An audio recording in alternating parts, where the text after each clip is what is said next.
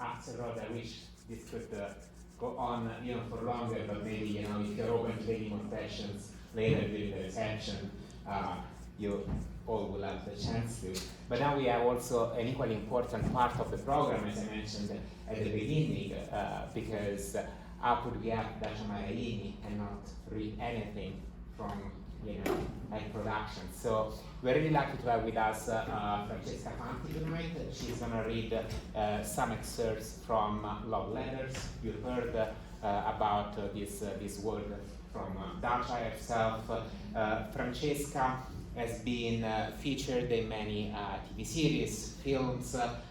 She also did some important experimental media work, which include having the leading role in Distant Vision, which was a live cinema production directed by Francis Ford Coppola as a month-long project at UCLA. She gave the voice to numerous characters, lately the Oscar-nominated Luca, another Italian film. And besides Love Letters, Francesca has also brought to the stage another work by Dacia Maraini, which was a dialogue between a prostitute and a client, which was a really striking piece.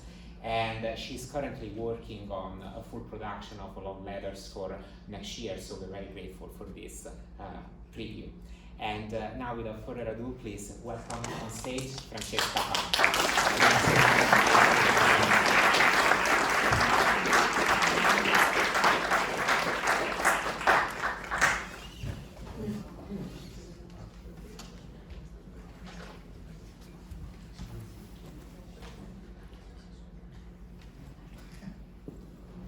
My dear Barbara, yesterday I wrote you briefly. I didn't want to tell you how badly my migraines torture me. It was as though I couldn't see anymore. Your letter consoled me. I ate the violets. They perfumed my heart and seemed sweeter to me than any precious fruit. Then I thought about you all day long with unspeakable tenderness. I remembered the tiniest details of our lovemaking, sometimes feeling a peculiar pleasure and sometimes a suffocation of desire. Addio. I kiss your mouth. I desire you very much. Tell it to the original rose. Signed, Gabriele. Gabriele. Who is this? Dear Barbara, Mama, this love letter is addressed to you. You never told me you received love letters. When could you have met him? Where? How? I can't believe this. So, as you swept the steps, grumbling, you were nursing such a huge secret. So huge, Mama. This is not possible. We have been apart for 15 days. An entire century, my Barbara. Today is my birthday. My room is filled with flowers. Jonquils, narcissus, hyacinths have such a strong perfume that I feel a little drunk. But today is gray, heavy, irritating, perhaps like the one that made you so restless yesterday. I shall think about you a lot today. I feel so languid. If you were here, I would spend hours in your arms, dreaming and making you caress me like a lazy, drowsy cat. What would I give for you to make an apparition today among these flowers? Your mouth must be burning like a flame, and your breath must be as perfumed as those roses you have in your heart. Addio, gentile Barbarella. I love you and call out for you, Gabriele. Such an insignificant little mother. A mother you wouldn't give a penny for. Mama, those egg-colored house slippers you would put on as soon as you got home so not to dirty the floor. You shuffled them along the ground like snails. I watched your clumsy walk and thought, poor my mama, she never got anything out of life. I saw you as yellowish as those slippers. And I wanted to kiss those minuscule feet, but I didn't dare. Because little and straw-colored as you were still very severe with me. I wouldn't have stood for such intimacy, never. But in fact, you were hiding such a big treasure, Mama. Yesterday, I spent the whole day preparing the room in the enchanted castle. It was sad but sweet work. Your spirit was present. Everything spoke to me of you. Do you remember the high cries of our supreme ecstasy and the drowsing afterwards?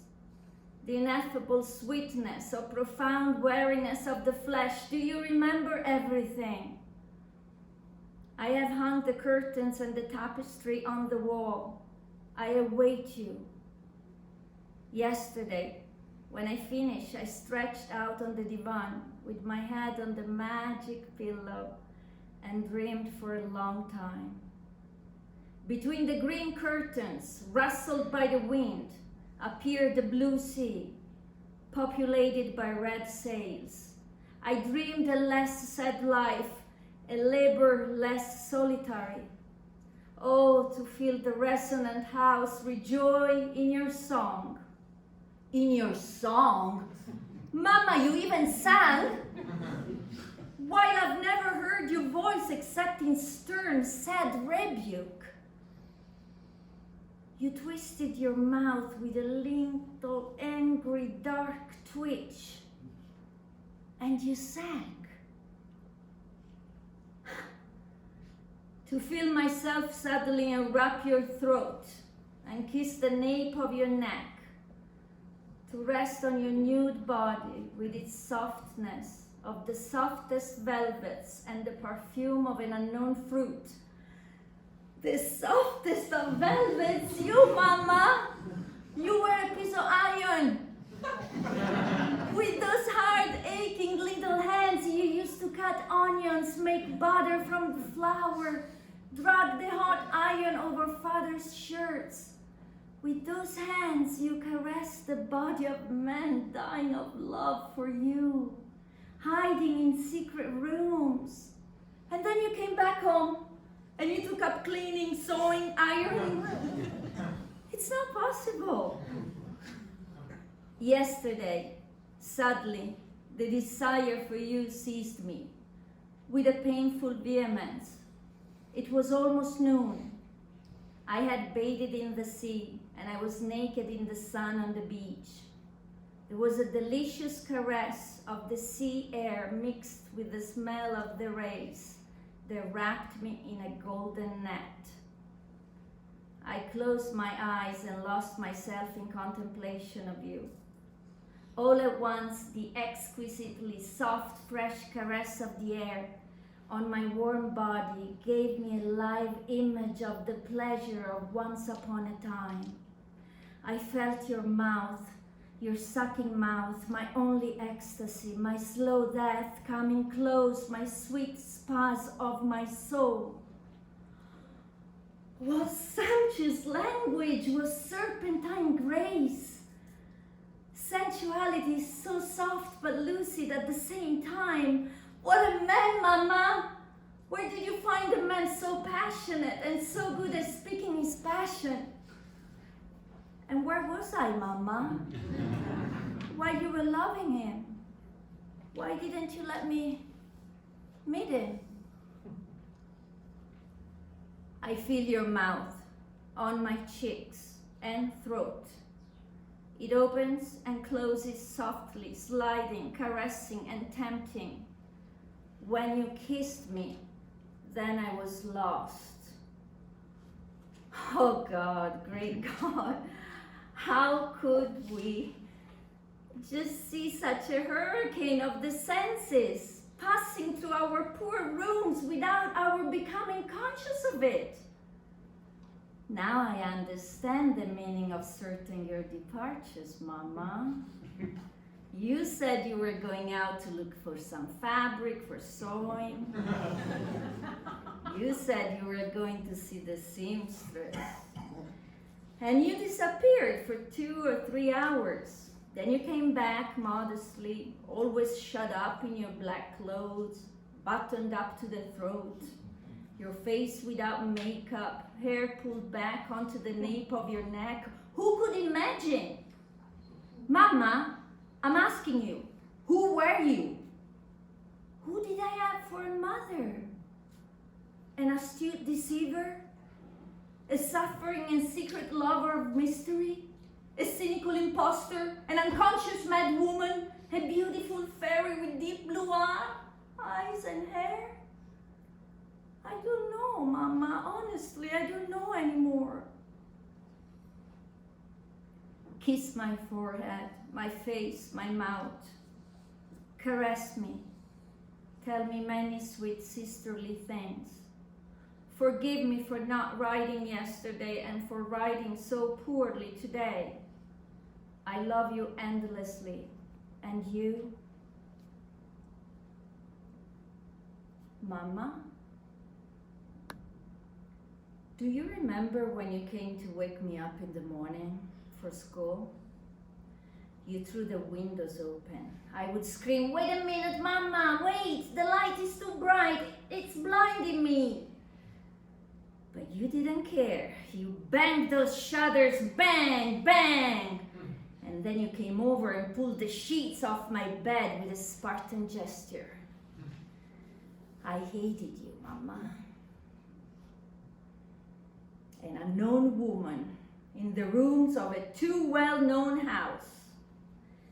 A gentle phantom, silent, who washes, sweeps, scrubs, irons, and carries inside of herself a gigantic secret that never ever shows through the eyes of her family.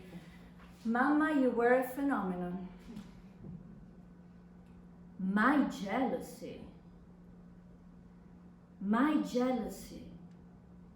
The jasmine spoke tender secrets, while the black marks on the white paper told me things I still don't understand. I saved the perfume and didn't want to think anymore about the rest.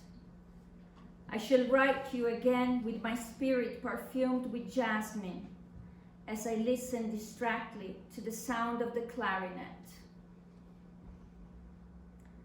He was jealous, this guy. Jealous, Mama, but of whom? Of me, right? Of me, certainly. Yes, he must have known that your hands rested on my body, patient and gentle, and not his, as he would have wanted. He must have known that you bent over me in the morning, and your sweet breath fell onto my eyelids still closed. He must have known about those big cups of steaming coffee you made for me and not for him. My father? No, I really don't think he could have been jealous of Father, Mama. You're so funny. You make such grimaces even when you're dead. You make me laugh. But no, seriously, do you remember how you slept together in the same bed, you and Father, as though the Sahara stretched between you? One curled up at the extreme eastern border, and the other one at the extreme west. Two separate continents, two bodies living right next to each other that never met. Never. I never saw Father kiss you, not even once. Not even when I was little and you were young and fresh. I never saw him take your hand or say an affectionate word to you. He came and went with those dark, melancholy eyes of his, the green face, the mouth so sealed that it would have needed a special key to open it, and it seemed no one in the family ever had it. So I ask myself, Mama, then why did you get married, Mama? Why? Yes, you're right, I know you were pregnant with me and you confessed it to me once, almost without wanting, yes. It took so much for that confession to come out. You waited centuries. Only when I became 21 did you feel you had the right, or maybe the duty, to tell me the story of the movies and the embrace. And how old were you, Mama, when you got pregnant? 19. Almost the same as me. I had turned 21 the month before, and I was still a virgin as a wild goat. I didn't think about love. I was afraid. A foolish fear, terrible. And it was you, Mama, really you, who inculcated that fear in me. Yes, you trembled, I trembled. You covered yourself, I covered myself. You escaped, I escaped, without knowing anything, without even imagining that behind that fleeing, there was another love, another desire, the real one. Mama, you shouldn't have done this to me. Why you talk to me about homework, school teachers, shoes, cutlets, in your heart, you were listening to Gabriele's clarinet. Damned ferocious motherhood. When I think that the main cause of your pain and your family aggravation is me, an unspeakable regret stabs me. And I wish you knew all my passion for you to forgive me the damage. Are you sure that my love is worth yours, is worth your pain? Are you certain, secure, profoundly conscious of it? You will never imagine the dismay I have in my soul. My greatest torment is the implacable lucidity of this fantastic vision. I see you contorted in excess. I see your features distort and turn livid, your eyes spinning desperately under lids red with crime. No matter how hard I try, I cannot chase away the horrid vision. Then I hear you calling me. I have the sound of your voice in my ears, a hoarse, lamenting sound, like someone calling for help, without any hope for help. He made you suffer, Mama. This Archangel Gabriele, he wrung you out like a rag. He squeezed your throat with those seductive hands. How could you forgive him? He knew that you suffered. He knew your distorted, livid feature exactly. How many times did I come from school to find you collapsed on the kitchen table, your face twisted in a terrible grimace of suffering? Mama? What's the matter? Are you sick? No, Mara, I'm fine. Go to your room. Go and do your homework. Should I make you some coffee? Yes, Mama, with a lot of ice. And I flew away to my books with my big glass of coffee with ice, without dwelling on your reticence, your pain so well withheld. But would you have spoken if I had said, please talk? Would you have told me about this Gabriele who tortured your body in secret? Mama, tell me, would you have spoken to your little froggy, as you called me sometimes? Your stupid little froggy who lived with you for so long and never understood anything. I went off to study Tacitus, like an idiot. I sipped my coffee with little sips, even when it melted down to ice and water. Mama, why did you betray me like this? I wasn't your husband. I could have been your friends. Why didn't you tell me a single word? And now that you're dead, you dump this avalanche of words of love and desire on me. How could you do it? How can you? Is this love? Oh no. This is a sort of prodigious disease that flowers only in my being. It becomes my joy and my agony. I shall never, ever have inner peace and inner security. I shall never be satisfied except on one sole condition, by absorbing all of your being and becoming one single being with you, living your life, thinking your thoughts. I wish at least that your senses were closed to any sensation that didn't come to you from me. What demand? What possessiveness? How could he think that she would cancel me from her life? How could he demand that she feel nothing? Nothing beyond her desire for him? What arrogance, Gabriele, I must tell you. My mother was right not to accept your invitation.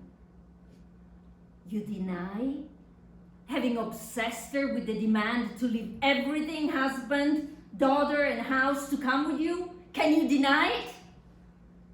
But she always refused. That's what cursed you, admit it.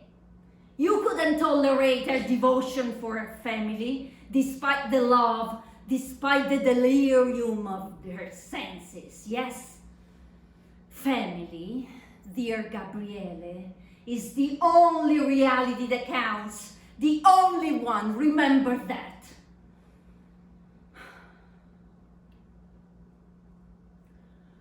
But what am I saying? Me, the one who hated that family. Family, that vicious and indecipherable thing that slithers, spreads out and disappears to suddenly reappear like a dragon hungry for caresses. But still, no matter how divided, torn, chopped off, tortured, my mother stayed faithful to her family, Gabriele. Nothing can be done. That's the way it is. That's the way it is.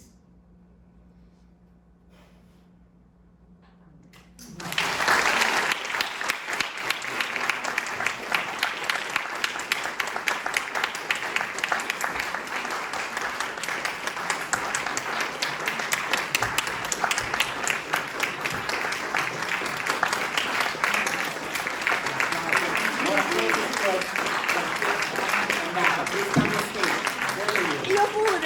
Oddio! Congratulations.